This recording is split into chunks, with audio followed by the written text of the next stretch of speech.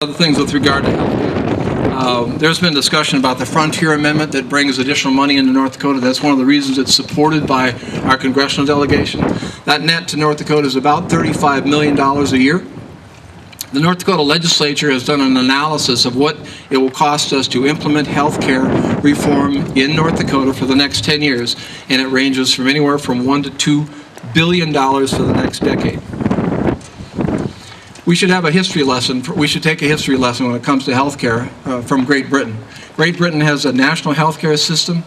That health care system costs the British people more than any other single item on their budget. It costs them more than their Social Security, more than their pension, more than their defense, more than even the interest on the significant national debt that they have.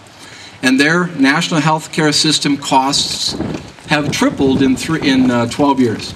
We should take a lesson from Great Britain and not repeat that. As George Will, I told you this last year, as George Will said a year ago, if you think health insurance is expensive now, wait till it's free. I want to turn to state government for just a little bit, and then I'll suggest to you some solutions, and I'll sit down. I want to talk a little bit about North Dakota. I'm concerned about where we're headed as a state in terms of spending. We're one of the few states in the nation that's in the black. Our Constitution, by the way, requires us to have a balanced budget. And we've benefited immensely from the oil industry in the last couple of years. Just to give you a couple of numbers, our general fund in North Dakota is $3.2 billion. $3.2 billion, that's our checkbook this biennium. Last biennium, the oil industry, just the tax revenue on gross receipts was $800 million in the last biennium. This biennium, that revenue stream will be $1.4 billion. So in 2 years, we've gone from $800 million to $1.4 billion. So clearly, we're benefiting from the oil industry, and that's a wonderful thing. But we should be sensitive to this fact. North Dakota is the fourth largest oil producer in the country. The three other producers that are in front of us, Texas, California, and Alaska, all oil-producing countries or states, every one of them is in the red. We shouldn't follow suit.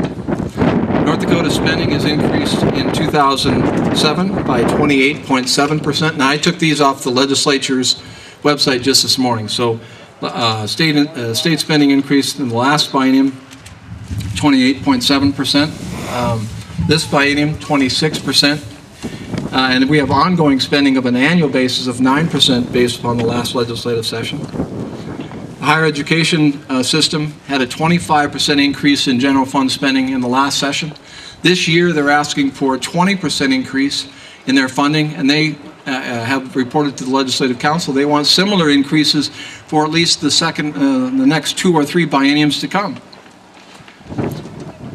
Now, those are some of the concerns I have. I also am concerned about the property tax fund that we've been looking at the last couple of years. We have a $300 million property tax relief bill that the legislature has approved. I'm concerned about it because it's coming out of the oil trust fund, and I'm not sure that it's sustainable. So we shouldn't get used to a $300 million property tax relief program. Anyway, let me just change direction just a little bit. We can't simply complain and be angry about the direction of government, though. We have to offer our own solutions and ideas and how things should be changed. 2 weeks ago, we had an Eric Severide symposium here, and Dan Rather and Nick Clooney talked about some of the things that those of us who are participating in the Tea Party should do, and that was we should offer our own solutions. We should add to the public discourse, and I agree with that. Yes, we should keep shouting. We should keep shouting, but that shouldn't be the only way that we communicate. We need to bring answers, bring solutions, teach elected officials what we want and why it makes the most sense. And we need leaders, by the way, who have the wisdom, the vision, and the vision to see beyond the noise and the clamor for more, and who see the strength in giving the private sector the freedom to produce new wealth, to find new answers, and to offer new opportunities. So I want to turn now just to some solutions, and then I'll sit down. So what are some of the solutions that we might offer? First of all, we need to return to fundamental principles such that the Founding Fathers spent months evaluating and trying to sort through. One of the founders, George Mason, from Virginia, said, and this is important, He spoke about fundamental principles in societies and generations that need to return to them. He says, no free government or the blessings of liberty can be preserved to any people, but by frequent recurrence to fundamental principles. Ladies and gentlemen, we are returning to fundamental principles today.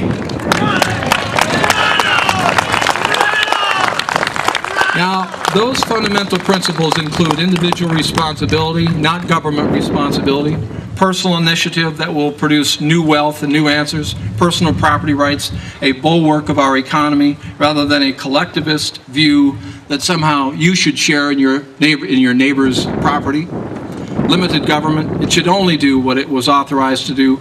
A nation of negative rights, lying with the individual, rather than a nation of positive rights or entitlements. Separation of church and state, states' rights, and the rule of law. Let me offer you a couple of policy suggestions, and then I'll sit down. Some policy suggestions for our nation and for our state. Number one, never accept the notion of delayed policy. If it's good policy, implement it today, not 4 years from now, after the next presidential election. Yeah! No congressional exemption. No congressional exemption. If it's good policy, then it should apply to every American, including the members of Congress. At the state level, consider a freeze on state spending equal to the rate of inflation plus growth and one-time expenditures that are essential. We cannot survive long by having the public sector grow faster than the private sector. Embrace competition. Allow the market to work. If you want lower health care costs, put competition into the market. Allow consumers to shop nationwide for better coverage. Don't dictate to insurers that they must be all things to all people. Let the consumer decide what he or she wants to buy for insurance. Just a few others. Lower the U.S. corporate tax rate. It's one of the highest in the world. If we complain about shipping jobs overseas, slow down the spending, lower the corporate tax rate. We'll keep those jobs in America. Regarding the national debt, call on every American, except the genuinely poor, the elderly, and the disabled to help. Every American should be subject to helping our nation. Farmers, businessmen, lawyers, nurses, who should not carry the responsibility of helping America.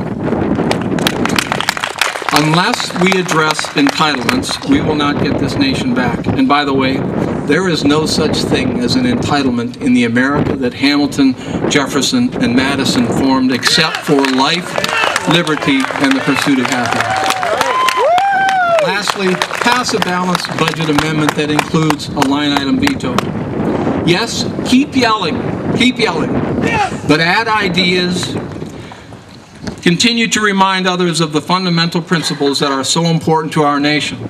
If we follow those fundamental principles and take the long view, we will have the America that continues to offer the freedoms and opportunities that generations before us have enjoyed.